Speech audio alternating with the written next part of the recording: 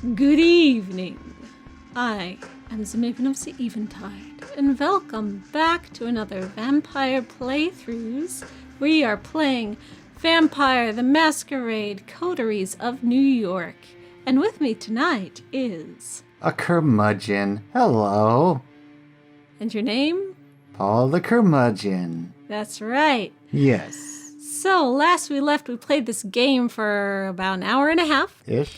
Yes, we did. And in that game, Apparently we got every accent incorrect. we came to New York and we found out we come there infrequently. And someone was surprised. We don't know who he is or why. But then we had a flashback to the night we became a vampire. And we are a Ventru vampire named Gwen. Gwen-True the Ventru. And we were turned by a mysterious stranger, a very classy mysterious stranger because he was a Ventru. And then we were picked up by the sheriff of New York, who we thought was just the driver, because, I mean, come on, really.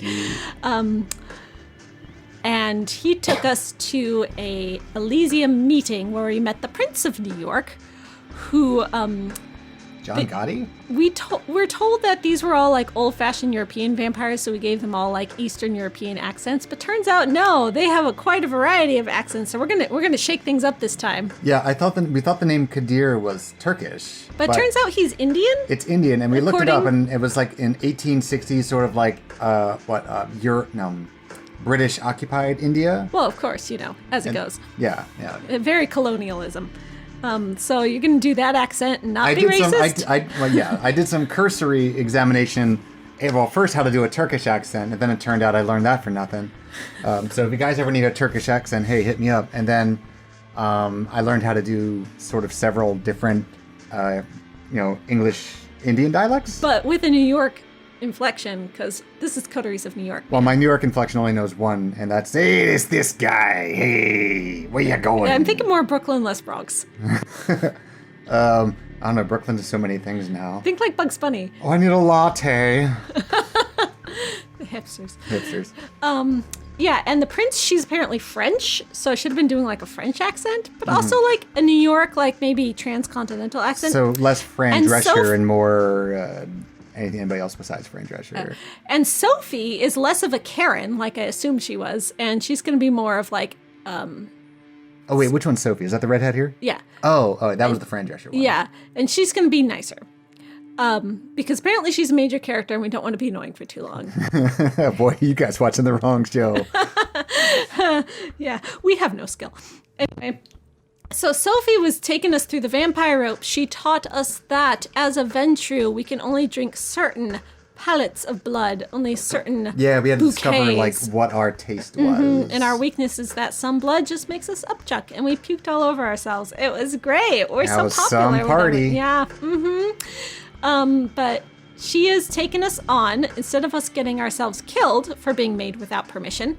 She vouched for us, and now she's our master now?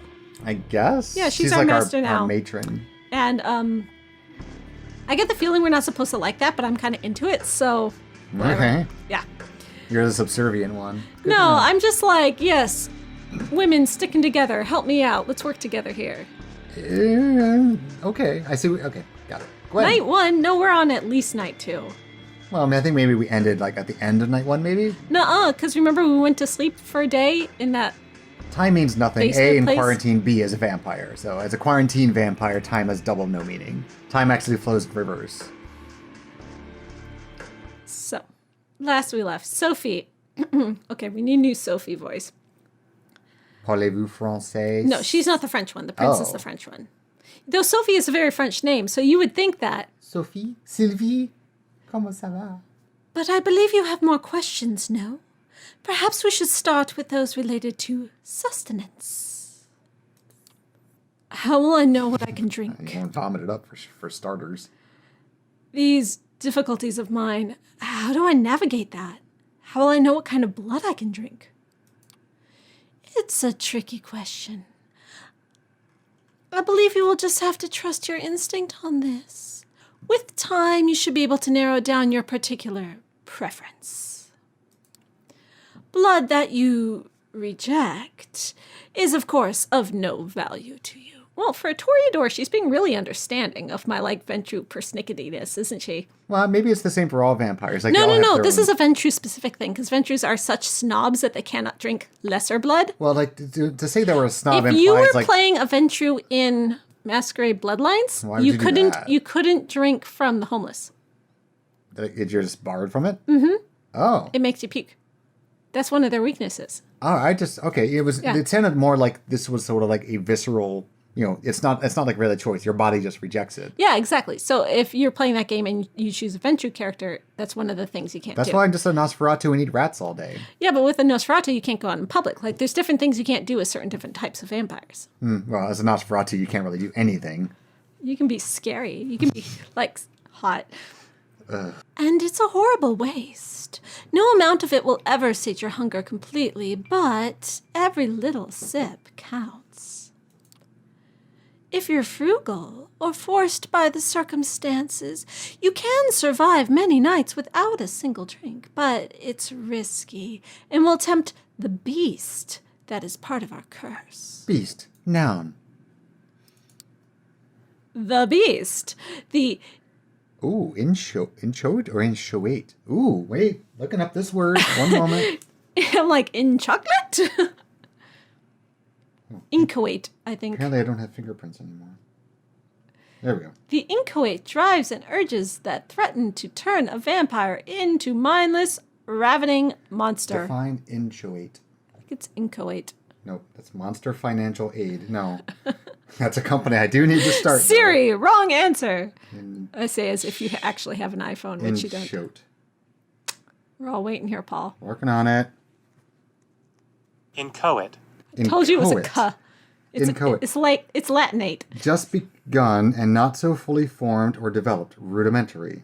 The Still inchoate inchoate drives. democracy. The inchoate drives. We're all learning basic English today. I like words. Never say you didn't learn anything from YouTube. All right, Siri, define drives. Anyway. What's a paladin? It will take some time to find the right balance. Tomorrow, I shall take you hunting, and we will explore this topic further, but you should be good for now. She is so good to me. She is so nice. She's going to take me hunting. She just doesn't want you to embarrass her. No, she could have let me die. She wants something from me. I get that. She's going to use me somehow, but she's being really nice about it, which I'm kind of okay with, because, like, it's tit for tat here. You got to give a little to get a little. Maybe I'm just not really in tune with like how vampires operate, but this still super sketch. But I'm glad to be alive. I mean, being a blood-sucking creature of the night is sketch in general?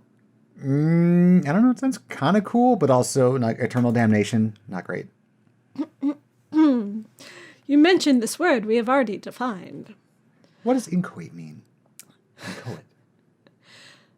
What will you expect of me? So now that I'm working for you, what are my responsibilities going to be like? It's a bit more complicated than working for me. If I wished for a servant, there were easier ways to achieve that than risking the prince's chagrin in Elysium. What is Elysium? Noun. A place where vampires might gather without fear of harm. Court functions in Elysium are strictly kept apart from the mortals and surrounded by secrecy. But the Elysium building itself could be a public museum, a gallery, or club. Berghain is an anarch Elysium. The Louvre is a Camarilla Elysium.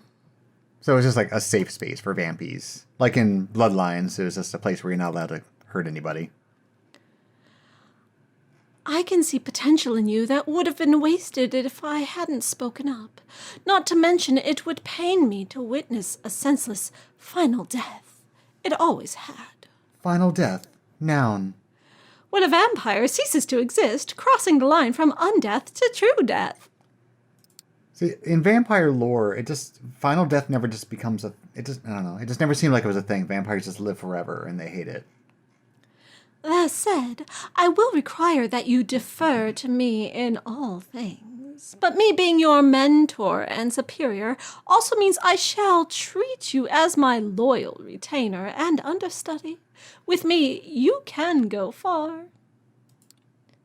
Without me and proper guidance, you would have become a clear danger to the masquerade. That is why, with your sire gone, the prince wanted you out of the picture too. A masquerade now. The masquerade, sire. Masquerade. The habit or tradition of hiding the existence of vampires from humans. Sorry. Designed to protect vampires from destruction at the hands of mankind, the masquerade was adopted after the medieval Inquisition, claimed by many kindred on lives. Sire, a vampire's begetter, the kindred who created them. I can't get the song out of my head now. The concierge returns, asks for permission to intrude, which Sophie gives with a polite smile and leans in. To whisper. Sorry. You quite finished. No, but go on. It'll come up at a really unopportune moment later. You note that the gallery is now almost empty. I'm being told the gallery is just about to close, but we will have quite a lot to discuss. We'll go to one of my apartments. My jalopy is waiting downstairs. Come. See, the fact that she would say the word jalopy makes it seem like she wouldn't speak in such a hoity accent. It would be a little bit more down to earth. She says it like my jalopy. It's just a Jaguar. It's just a jalopy. Yeah. Sorry, it's only the old Ferrari 450. Oh, I'm sorry it's not a 2021. You know how times are right now. Things are tough all over.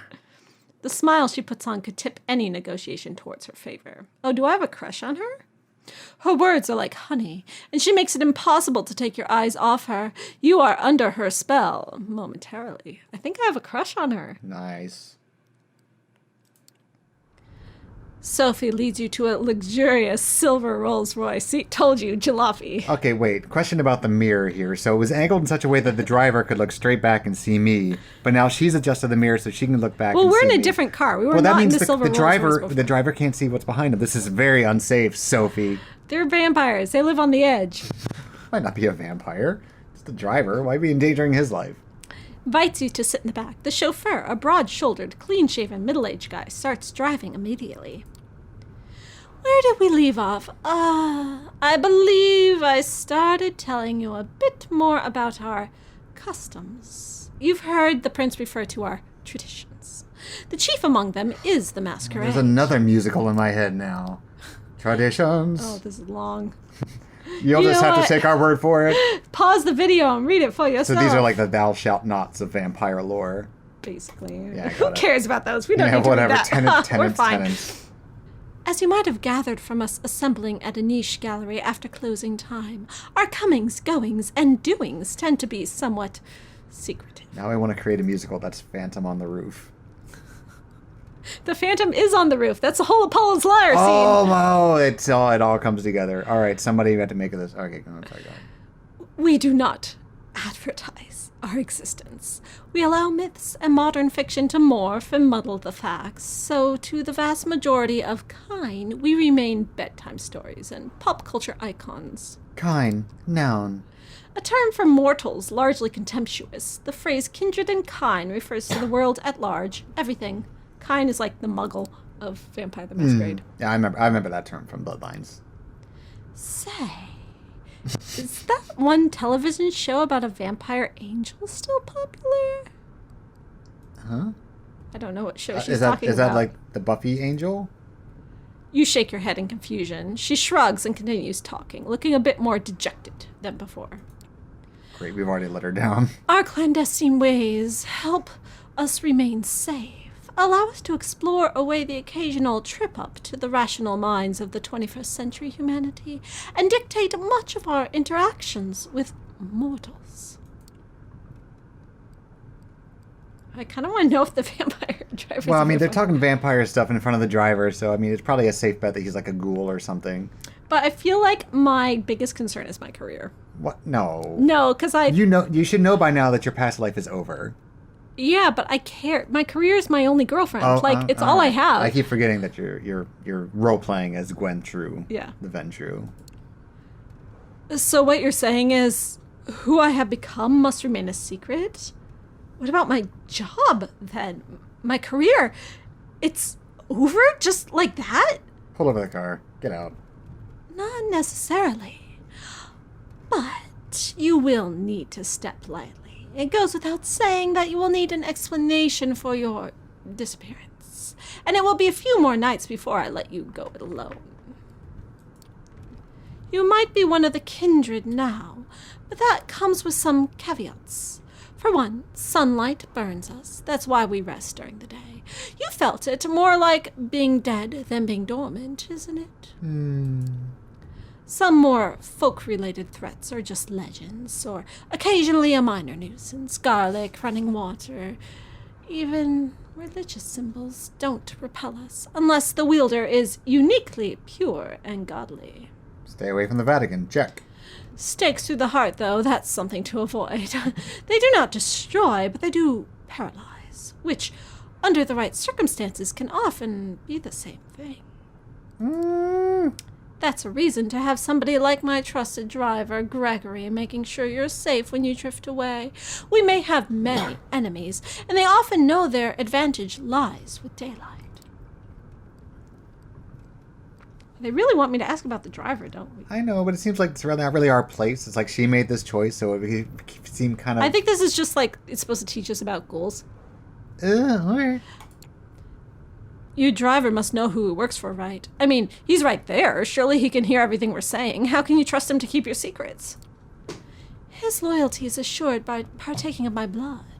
But his loyalty extends beyond just this dependency, as I'm sure he'll be happy to tell you if you ask. It's a nice change of pace. What was that? All right. A nice change of pace. Nice change of pace. On.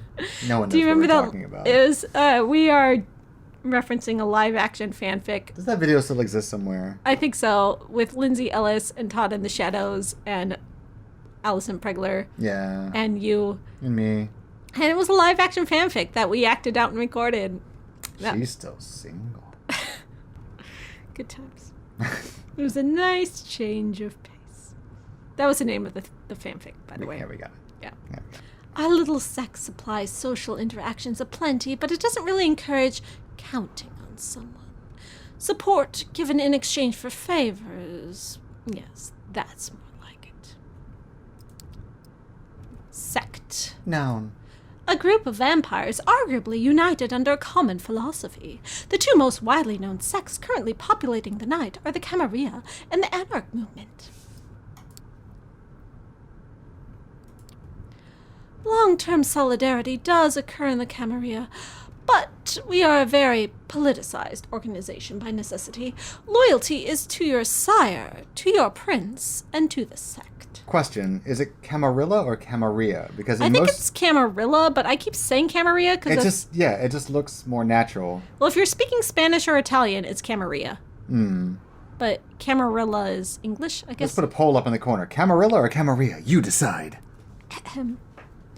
When you're in Elysium, like we were tonight, the sect can appear to be a monolith. The reality is more complex. Outside of official gatherings, shady deals and a quid pro quo mentality reign supreme. Such a long drive. She seems to be lost in thought and falls silent for a while, leaving you to ponder all the things you've learned tonight. Good, she's chatty. It still feels absolutely unreal, but as piece after piece of knowledge falls into place, the image becomes almost like an entirely logical jigsaw puzzle. Whatever you wouldn't believe on your own, you've witnessed. She's the exposition fairy. You know, she's flown down to give us the exposition. I know, but she's going to be with us the entire time. I hope she calms down a bit. Many questions swarm your thoughts, but the one you keep returning to is what your place in this new reality should be.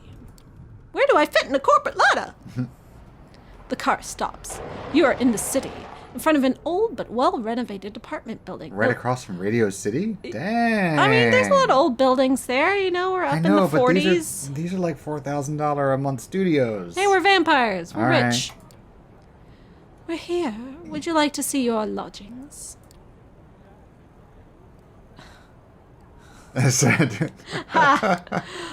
After all that talk of servants and safety, I'll be disappointed if there's nobody waiting there to make me coffee in the morning. Why do I think I can still drink coffee? This is really out of... No. We can discuss finding you a Jeeves at some time in the future. For now, rest assured that this place is safe and adapted to our needs. As you'll see, come upstairs. Oh, good. I was really worried it was going to be a basement or something. She leads you through a small hall with a night guard who greets Ms. Langley with good evening. Oh, with good evening. And you take the stairs up to the second floor. in the 40s and there's no elevator. Sophie opens the door to room 209. I mean, do you want to take the elevator out one floor? Ooh, nice. Inside are all the amenities you could expect from a modern apartment, and some you wouldn't have deemed necessary just the previous night, including thick blinds on the windows. No, thick blinds are always necessary. Well, they're also not going to keep out the sun very well. You need blackout curtains. Oh, maybe that's what this little thing on the track is, I bet. The back room has a comfortable-looking bed and a thick steel door with several sturdy-looking locks, but no windows. And this looks like it's a foldable divider. I wonder what that is, but there's like a poster on it, so they don't use it. Curious. Well, how do you like it? This is great. Thank you. I'm glad. Make yourself at home. Tomorrow I will take you hunting and discuss the blood in more detail. I'll let you get comfortable. The keys are by the television set. I will come pick you up tomorrow night. Use the back room for rest. Wait, I was You assuming... can lock the doors just in case. I was assuming this was like a mirror or something, so we were seeing the back of the room this way, but no, that keeps going. So that divider crosses. Yeah, the divider actually closes off that part of the room. I'm sorry, I'm more interested in like the architecture of this apartment than I am with the vampires. Look at all these books we get to read. Look at all them books. That's a lot of books. Sure is. That's a lot of nuts. It stings a bit when she leaves. Oh, I really do like her, don't I? What? Oh, I see. It's like the room suddenly became a few shades dimmer. What is this little like tentacle like sculpture right here next to the TV? I like sea creatures. It looks like the purple tentacle from Day of the Tentacle. Nice. Did you ever play that? Oh, wait, there's another one over here. Are these speakers? Oh yeah, those are speakers with a bunch of holes in them. That is disgusting. That is just... Oh, never mind. I like that my character has a crush on Sophie. That's really cute. Well, she did save your life, so maybe you're kind of Stockholming a bit. You inspect the kitchen, hoping to find something to drink. Nothing. No regular food, either. Feels strange that Kadir could be more thoughtful host than your new sire, even if only in that respect. You briefly wonder if the sheriff might have a hidden side. Sheriff. Noun. The sheriff ensures that traditions and the decrees of the prince are obeyed, hunts down violators, and delivers just punishment. In the case of minor violations or known enemies of the Camarilla, the sheriff usually authorized to act as both judge and jailer/executioner. But when it comes to greater offenses, they will deliver the accused to the court to be judged. Very democratic society. No, it's like very... Despotic? Yeah. That word. With nothing left to do, you lie on the couch with the TV playing in the background for company. Columbo reruns. Oh, there's a Columbo Returns. Kojak reruns. President of the United States got himself into serious trouble again. The president never gets in trouble. Must be any day of the week. He gets away with everything. Remember when he was sick with COVID for a second and we got like 2 days of no tweets? President of the United States got himself out of trouble again. No, not really. It just stacks up. Pundits start yelling over each other about things that seemed a little bit less significant just 2 days ago. You start drifting off, reflecting about another night of confusing conversations and worldview-shattering revelations. How many more before you finally understand what happened to you and what you're supposed to do now? You keep coming back to the life you left behind, the people you should contact, the things you want to pick up from your apartment. You wonder when you'll have the chance for either. As you start to feel the same tiredness that made you drift into a cold sleep last night, you settle into the back room. The bed is comforting, the lack of windows less so. You leave the light bulb on. Looking at it, you realize it's the closest you'll ever come to staring at the sun on a breezing summer day again. A wave of melancholy overwhelms you. A few minutes later, your consciousness fades, and you take the plunge into darkness again, sinking, sinking, sinking, sinking. There's a nice map of the city. Hey, rest. I guess we rest. Well, I don't have any choice. Can you do anything? Yeah. Hunger is at the heart of the vampire existence. To ignore it is to tempt the beast to take over in its desire to feed. To overindulge in feeding may threaten the masquerade while staining what humanity you have left. In Coteries of New York, having high hunger is indicated by a progressively thicker bloody frame around the screen. Oh, we have bloody frame around our screen, like the one you see now. As your hunger grows, so does the indicator. Your hunger may increase when you call upon your vampiric powers, or when you need to mend your wounds after a fight. Oh, are we going to get into a fight? I know. I thought this was like a digital novel. So I guess there are some... We'll get into like a verbal tete-a-tete. Oh, debate. That's how the vampires like it. When your hunger reaches the maximum level, you will receive a warning after you complete a piece of the story. Ignore it at your own peril. Some choices might only become visible if your hunger is high enough. Similarly, high hunger may block off some choices, as you will be able to see after pressing continue. Blocked off option. I can't do it because I'm too hungry. Continue. To decrease your hunger, you will need to feed. Whenever you see a feeding opportunity, capital F, capital O, you can take the risk to hunt and slake your hunger. Feeding opportunity. Oh, it's got little fangs on it. You will need to keep the hunger at bay if you are to uphold the masquerade and survive the nights that await you. Well, I have to get back to where I was in the present. If I die before I get to the present, then I can't ever be in the present where I was, because this is a flashback, so clearly I didn't die, right? It's a paradox. You open your eyes. The bed isn't warm. The room is filled with artificial light from the ceiling. The solid metal door is locked. Normally, you'd stretch for a bit. On some mornings, you'd probably throw the quilt over yourself and snooze a moment longer. But that was before. The way you woke up now, you are fully conscious. No grogginess, nothing weighing you down, just the nagging need in the back of your head. Being a vampire sounds great. You get good sleep and you wake up good as new. Right? Hunger. Not as severe as the last time, but unmistakably there. You get up and open the door to the main room. A digital clock on the TV shows you the time, 9:04 p.m. What, the sun sets at 9 o'clock? Must be like peak summer. You walk over to the blinds and retract them cautiously. The only light coming in is NYC's artificial nighttime luminescence. So that's what your waking hours are going to look like now. You miss the sunlight already. You're seriously considering just walking out of the apartment and figuring this all out by yourself, but then you come back to the memory of Kadir's exotic sword being raised in the gallery. Maybe sticking around isn't that bad of an idea, after all. You keep jumping channels for around half an hour and then switch to streaming services. Almost as if the universe had a sense of irony, you catch True Blood in the flood of recommendations. So we have HBO Go, I guess? You seem more like a Netflix kind of gal. No. True Blood is only on HBO Go. This episode brought to you by HBO Go. The doorbell rings. That's a New York buzzer. Good, nice touch. It's Sophie. Good evening, Gwen. Slept well? It's not really like normal sleep, is it? I suppose it isn't. Some say it's more like being dead. But we wouldn't know, would we? It's no use reflecting on it anyway, except that this is who you are now. You made the right choice yesterday. I can teach you many things about yourself, your blood, its desires, and its powers. We will begin tonight. Fun. You are hungry. Yes, I'm sure you are. Our kind always is. There is only one remedy, the blood. The drinks we had yesterday at Elysium are not the usual way you will slake your thirst. There's the word slake a lot in this game. I know, it's weird. So tonight, I will assist you in your first foray into hunting. You need to learn to sense the kind of blood you desire, to understand how you can use the kind's vulnerabilities to your advantage. So let me get this straight. We are predators. Humans are prey. That's pretty grim. I know what you feel. Remember the notion.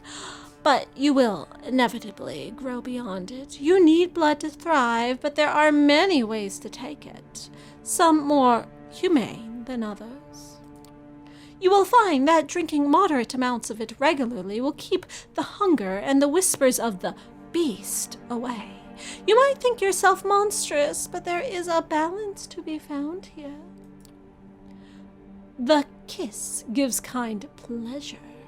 You might remember this from your own embrace. Some can even become addicted to the sensation, but if you do it right, they tend to. So they're talking about like ghouling somebody, kind of like we did at the bars. The kiss, an act of drinking blood, usually from a mortal. The kiss causes feelings of ecstasy in those who receive it. The embrace. The act of transforming a mortal into a vampire. The embrace requires the vampire to drain her victim and then replace that victim's blood with a bit of her own. Just a bit. Thank you for attending my TED Talk.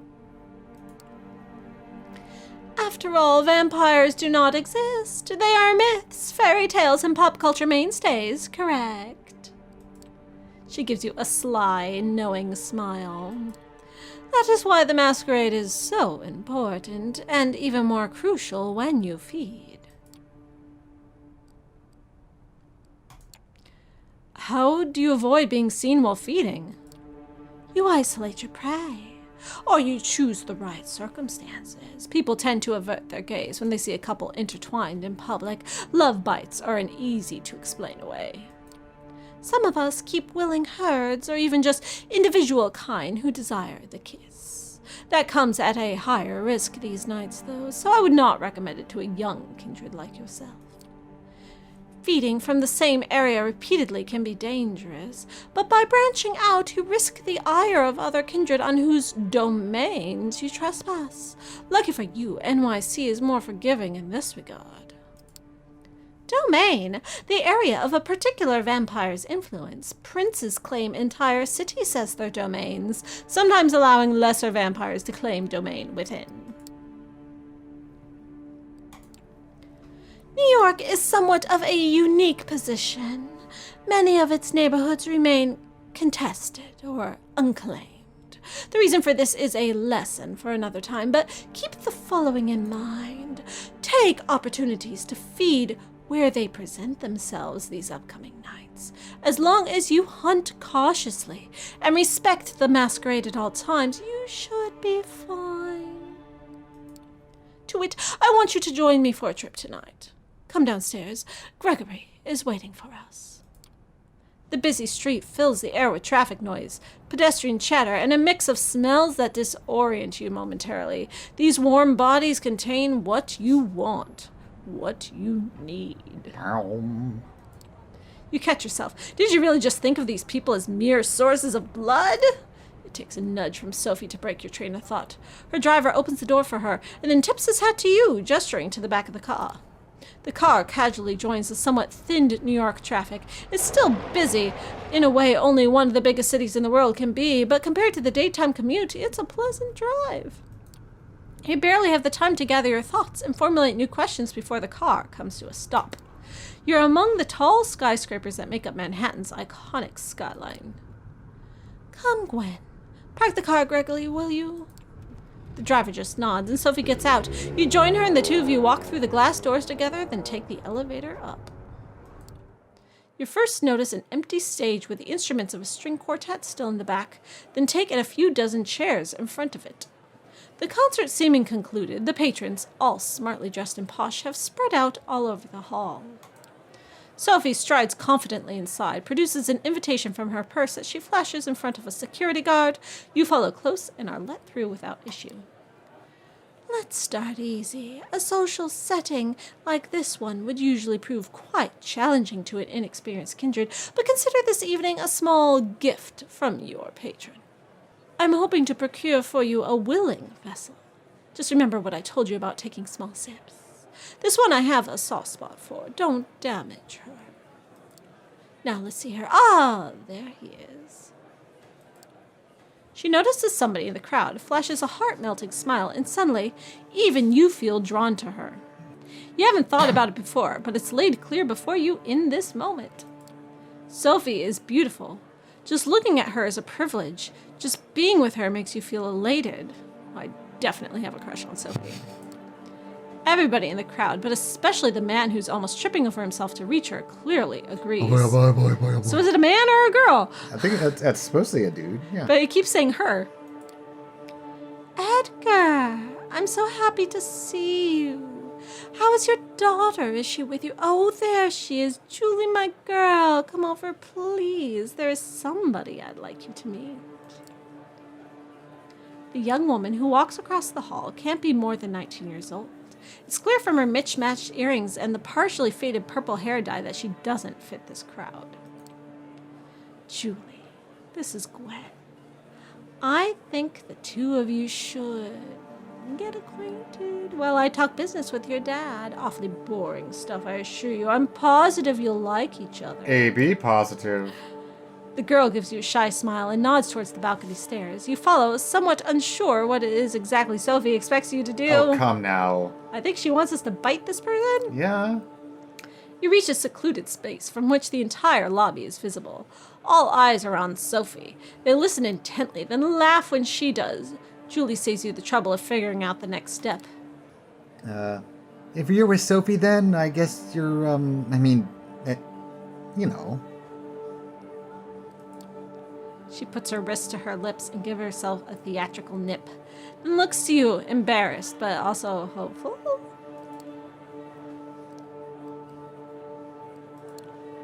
What, are you into that sort of thing? She blushes, looks down at the floor, nods. Could you, if you like, Miss Langley tells me She swallows hard, avoids your eyes. that I taste nice. I'm gonna drink from Julie. Of course you're gonna drink I'm from gonna Julie. drink from Julie. You take her forearm in your hands. A quick look around confirms nobody's watching, and no security cameras cover the area. You bite down gently. It's surreal. She's just given you her blood of her own volition. How is this possible? What about the masquerade? You need to ask Sophie. You tear away from her. A brief convulsion shakes you. Her smell. It's her smell. It's not right. The temporary feeling of bliss the girl felt when you bit her is gone in an instant. She's disappointed, annoyed even. She looks at you, unsure of what's the matter. Come back, please. Just have some more. Just a little bit more. The very thought makes you want to throw up what little of her blood you've tasted. You shake your head. Oh, look what you've done. The girl sniffs, starts crying, wipes her face into her jacket sleeve and walks down the stairs and into the hall. The crowd around Sophie disperses slowly. Looking at her now, only some residual awe hangs in the air. Yes, she's pretty, maybe even beautiful, sure, but not your type. What came over you before? What? She's not my type? I Oh, think she must be using vampire she was mojo. glamoring you, yeah. Yeah, she's using her, Toreador glamour. You walk over to her. Edgar, dear, it was splendid talking to you, but we need to get going. Give Julie my best wishes. Come with Gwen. Gregory is waiting for you out front. It's only in the car Sophie addresses you. So, how did it go?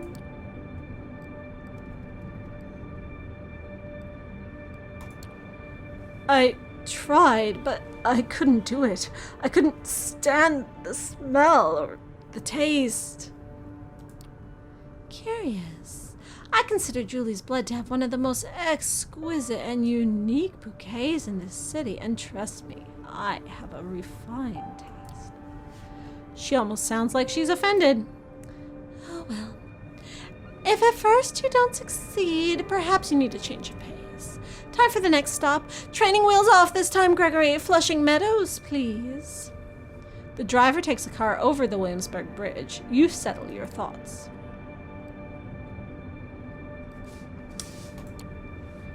Those people back at the hall, they were all entranced. Even I was under your spell.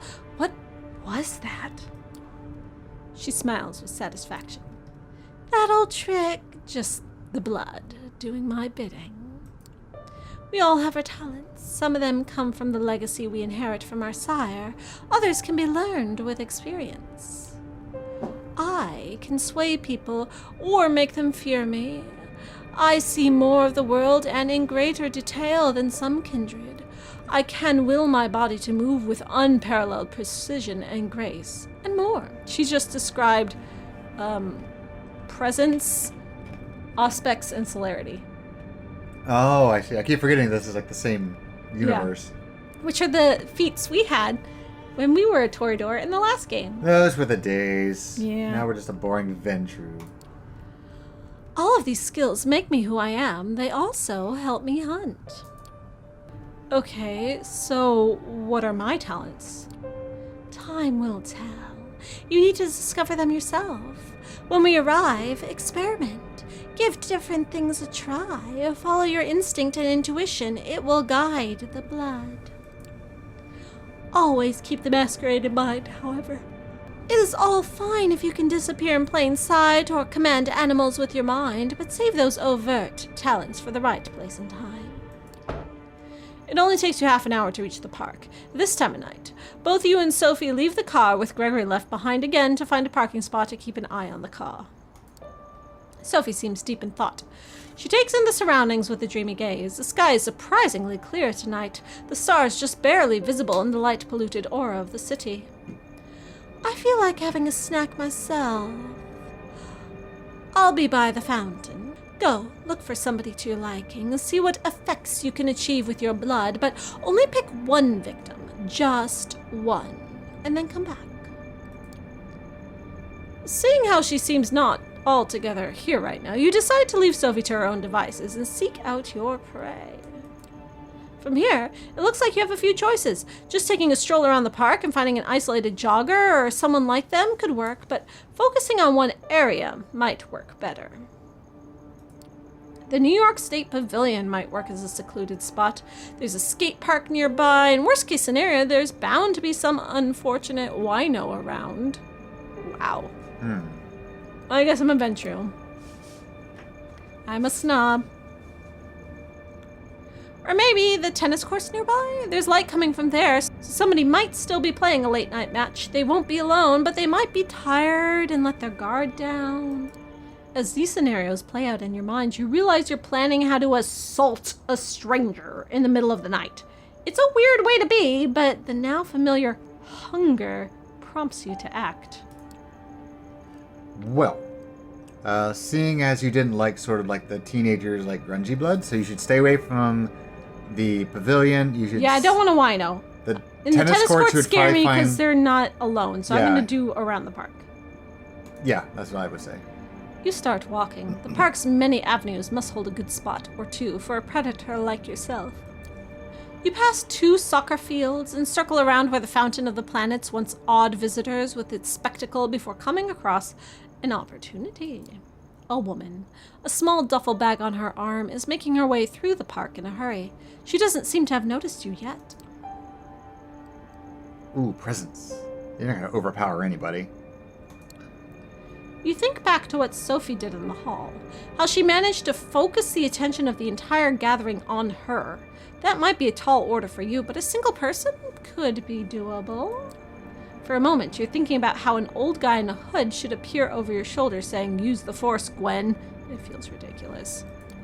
But then, something stirs within you. There's a confidence there, an allure you might have had before, but one that's increased manifold in this moment. Catch the woman's eye.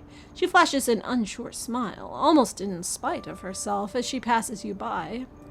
I definitely wouldn't say stop. I would vote for either hey or wait, please. I'm on the same. So hey, is that supposed to be like a flirtatious hey? Like hey? Hi. Hey, you. She's tense, gripping her bag close, but attentive. Her eyes lock onto yours. The slight smile is there again. Oh, she's into it. Yes? What is it? Almost intuitively, you close the distance between you. She can't look away. She's unprepared for what follows. In a swift move, you grab her and bite down. Her surprise resonates in her blood. Hot, excited, fast-flowing. She tenses up, then relaxes. The duffel bag hits the ground. Bliss. Footsteps. You let go of her. She drops to the ground, barely conscious. A hooded man is looking menacingly at you. He hearts beer. What do you think you're doing, barging in on my turf like this, Lick? Lick, a derogatory term, usually to address a young, inexperienced vampires. I didn't mean to trespass. Sorry, I'm going. Too late for that, friendo. If you want to leave here in one piece, you talk. Candidly. I know what you are, so you can shove that masquerade misdirection up your ass. Now, better tell me who you're with before my posse shows up and we beat it out of you. She seems important, Don't so... sell her out. No, she's protecting me. I'm hiding behind her. That's the whole point. I came here with Sophie Langley. She's my patron, and she told me I could eat here, and she said it was okay, so I'm only doing what I'm told. Shoot the messenger. Doesn't ring a bell. Sounds fancy, though. He licks his lips, exposing his fangs and looking at you voraciously. A nervous tick or an attempt at intimidation. I wonder. What would Callahan do to you if I brought you in, huh? Break your shins? Leave you out here to be kissed by the sun? Ooh, concrete shoes, maybe. He's old school like that. Think you can use your little powers on him? I do not think I am strong enough to do it. Well, you can't do anything. Well, I guess you I'm gonna be like, I'm gonna call for help. Help! Anyone? Why am I not calling Sophie? Oh no. The guy reacts immediately, charging at you and pushing you to the ground. He goes for a bite. You don't let him reach you. He's fast but pretty weak. The brawl takes a bit out of both of you. Suddenly, you hear heavy footsteps closing in, and the thug is snatched from over you. He hits a tree hard, and before he can recover, a sharp piece of wood pierces his chest. Oh no, vampire hunters! Oh, it's Gregory, Sophie's driver, who deals the blow. The hoodlum is rendered inert. His eyes remain open, but he does not move, and does not protest when Gregory puts him over his shoulder. Miss Langley is waiting for us. Come, before your snack wakes up. He points to your victim, who is just coming to, and gives you a somewhat snarky smile, and then breaks off into a swift walk towards the Unisphere. I know. How did you get here this fast? I was watching you from afar. Miss Langley asked me to look out for you. She suspected you'd get in trouble. Well, that's what she's supposed to do. She's supposed to look out for me, right? Good. Yeah, I was Good. afraid that I was curious as to why Sophie wasn't your rescuer. He seemed to realize he might have said too much and just keeps walking, somewhat embarrassed. You reach the Unisphere together, with the hoodlum in tow. Two figures are visible near the sculpture, a man and a woman tangled in a passionate embrace. Aw, Sophie found someone hot. No, not exactly. It's Sophie feeding. But this whole scene is set up so that it looks like a pair getting intimate in public. She pulls it off like she's done it 100 times before. She's probably done it like 100,000 times before. Meh. It occurs to you, she probably has.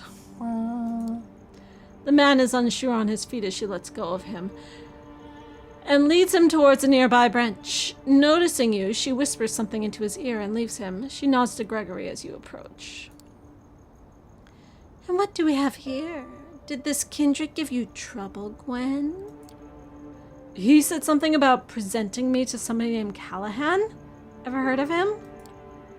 She looks shocked for a second, then recovers her regular countenance. Yes, I have. This hoodlum is an anarch, then? Curious. Corona Park has not been claimed by any kindred last I checked. Anarch. Noun. The Anarch movement, a vampire sect that opposes the tyranny of elders and has placed itself outside the secret society of the Camarilla. We joined the Anarchs in the end at Vampire the Masquerade Bloodlines. Yeah, we did, because we weren't fools. Let's go to the car. We'll put him in the trunk and present him to Kadir tomorrow night. I'm sure he'll be delighted to make this unbound's acquaintance. Gregory carries the staked vampire and dumps him in the car's trunk like a mannequin. It's a strange sight, and you're quite happy you're not in that poor fucker's shoes right now. It's almost surprising that you can get away with just casually throwing a stiff into your car and driving away, but then you remember that Sophie has been doing this far longer than you have. Still, the nagging thought that anything you did tonight could have been recorded on a CCTV camera or picked up by a rando with a half-decent smartphone and streamed online fills you with dread. Hunting and using your abilities is a dangerous business. It's clear that this whole being a vampire thing has about as many caveats as it has perks. You're taken out of your headspace by Sophie's voice.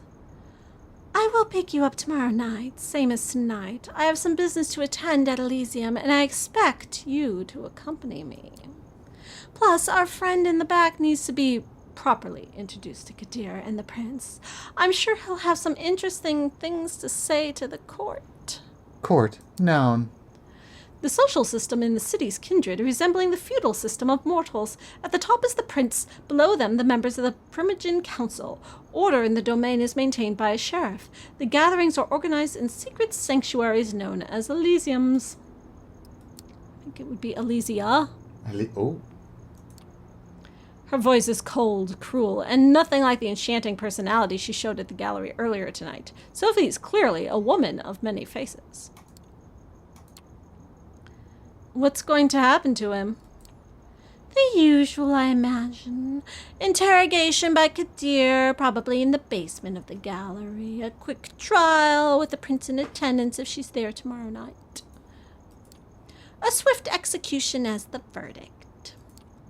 This all sounds eerily familiar to you, and you can't help but feel a pang of guilt when you think about what awaits this guy tomorrow. You haven't told me how your hunting went. Getting the hang of it, I would hope. I'll need time to get used to this. It doesn't come naturally. It will with time. You need to think about it less. Hunting is the one scenario in which you'll do well to trust your instincts. In moderation, of course. Hey, look, my hunger blood border went away. Oh, good. Yeah. She seems distracted, not all there. Her thoughts drift and the car remains silent until you reach your apartment. We will pick you up tomorrow evening. Good night. Just like that, without any further courtesy, Sophie leaves, driven to her apartment by Gregory with a body in the trunk, right in the middle of Manhattan. Welcome to your new life. Did you cross paths with situations like these in the past unknowingly? What other secrets did you pass on the streets without knowing their true nature? Your haven is just as you left it hours ago. Although the sun won't come up for some time, you feel tired. You learned something about yourself today, and it'll take time to process. Haven, noun. A vampire's home, or base, where they find sanctuary from the sun. You're not in the mood for television, and the few books on the shelves in the apartment are either in languages you don't speak or sound like a boring read. Oh, I was so excited about those books. Watch more Columbo. I'm not in the mood, apparently. Nothing left to do but rest. You settle in the back room, lock the door. A moment of hesitation, but then a decision. This time, you turn the light off. You think back to Julie. How many people in this city know about this vampire society? How many are willing accomplices in sustaining it? And the thug you met in the park? If he's not Camarilla, then what is he? Are there independent vampires? How does that work? Freaking magnets.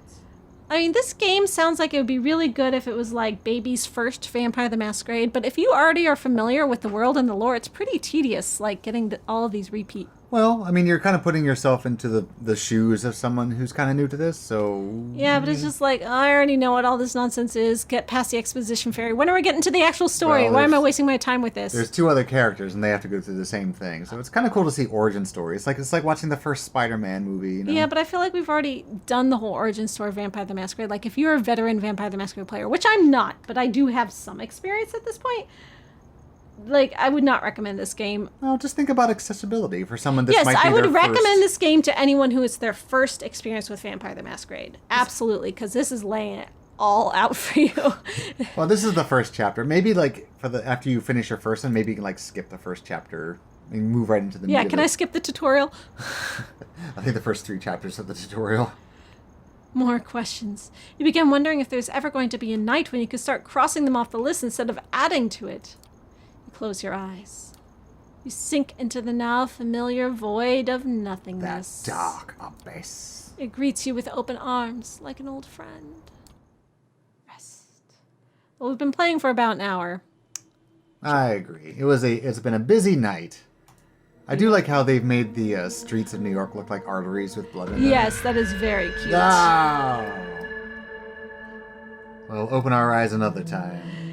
Thank you for joining us for more Vampire the Masquerade Coteries of New York. I am not that enthralled with this chapter. The first chapter was more interesting because stuff was actually happening. This was a whole lot of we just exposition. did our first done. feeding, so maybe it'll pick up from here. But Yeah. it sounds like we're going to be led around. And we met an anarch, and my suspicion is that us kidnapping this anarch and putting him in the trunk and getting him killed, apparently, is going to cause some kind of skirmish and battle, and there's going to be like a turf war, and where it's going to be us against the anarchs. Yeah. Cammy's against the Yeah. Anarchs, as usual. And I still don't know why Sophie's so interested in being my mentor and helping me, but I sure am grateful. So it sounds like it'd be more interesting to follow the characters than it will the actual story. Well, until the story picks up, I guess, Meh. which hopefully it will. I wonder how long these individual stories are. Someone said this was just like a 3 or 4 hour game, so we're already Per character or for all three of them?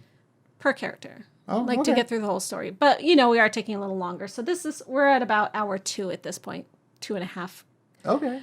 Though we did take a while last time. So maybe hour 2. I mean, I'm enjoying it, but it's mostly because I don't have to do any voices. I can just sit back. I like your voices. You do best voices. Oh, thank you. There'll be more voices for you to do next time. Yeah, maybe next time we'll play the male vampire. No, I mean next session of this. Oh yeah, I guess Kadir will come back, so I have to practice my accents again. Though if we do another run through, which someone said there is not enough story for us to do all 3 run throughs, maybe we could do 2. Not enough run throughs for Gwen True the Ventru? No, to do the other 2. I know, I just characters. wanted to say it. I know what you meant, jeepers. So we might not play this game 3 times after all. But we do want the full experience. Well, maybe eventually. Maybe like after a while we'll come back to it if we're feeling inspired. Or we'll do like a But stream for of the it. sake of us sharing this with you and for the ultimate review I'm going to do, which is what my Patreon patron requested to get the full Coteries experience. We will have to play 3. Oh, wait, I was just like dicking around on Steam and I saw another Coteries game. It was like something. Oh yeah, like, there's like a sequel out now. It came out pretty recently. didn't this I thought this was brand new. No, this is like a couple years old now. Is it? Yeah. Oh, okay. That's where they're like a smartphone that's actually good enough to capture you on camera. I don't know. Some people are still walking around with iPhone 5s. That's what a Ventru would say. That is what a Ventru would say. Yeah. Good job. What are we up to? Getting into iPhone like character. 13 Yeah. now. Where are we? Actually, I honestly don't know the answer to that question. What's the current generation of iPhones? 10? I think it's on 8. X? I don't know. I'm out of touch with you kids. Oh yeah, there was an X. X was like they did 8 and then they skipped to X because they wanted to catch up with the other phone company that was always one number ahead of them. That's not the way you do it. But I do remember that gigantic, like, goofy looking camera on the back of this thing. Yeah. I'm waiting for the new Pixel, but that's just me. Vampires. Vampires. What's a vampire's favorite phone? Discuss amongst yourselves. If you have any more What kind of feedback coffee talk question is that? about our voices, our horrible, sad voice acting, I hope you're at least amused. Let me know in the comments. Let me know your thoughts. Let me know your suspicions. Your dreams. No spoilers. But let's talk. Let's talk about this game. Let's talk. Give me your feels. You're terrible at ending these. It's like it's trying to like hang up on my dad and like I have a conversation on the phone. It's like okay, Dad. Yeah. Oh yeah. Well, I got. Yeah. Oh, great. Do you think they want me to go? Do you think they're just eager for me to go? They're just like, shut up, Elisa, go. Who? People listening to us right now? Well, I mean, they're in control of the play and pause buttons. They can click away whenever they want. They but probably they already never have, right? Nobody's listened this far. I bet you not a single person has listened this far. And if they have, they'll tell us, hey, I listened that far. Okay, what we're going to do now is because all the other people who are sick of hearing us rant and rave are gone, we should tell them something cool and secret for the people who stuck around. I don't have any cool secrets. You must have. You're a Maven of the Eventide. You must have a bunch of cool secrets and stuff. Tell them what you're reading. I'm reading Vampire Hunter D from my Vampire Book Club. Nerd. Which, if you're on my Discord, you would know about. Oh, you know something really cool that I'm working on is I work with Lindsay Ellis on PBS Digital Studios' It's Lit, a show about books and why we love to read them. And I am currently writing an episode entirely about Anne Rice and her literary career. See, that's cool. That's something Yeah. that the people who left early won't know. And that's going to come out in November or so you'll be able to see this episode that I wrote. I won't be in the episode because I'm not the host of the show. I'm just a writer. But all of my concentrated experience and Rice knowledge is going into a thing that will exist, She is the mask you wear, and it's your voice they hear, is what you're saying. basically. So I got Phantom and no, it was just Phantom and Fiddler. I've done so far today. Yeah. I'll have to say about the rest for later. I have to study up on my musicals again. But if that interests you, look out for that soon. I'm very excited about it. I've been working really hard on my 10-minute episode about Anne Rice. So now we're right back where we started. You still can't end it. Good night, folks. Good night.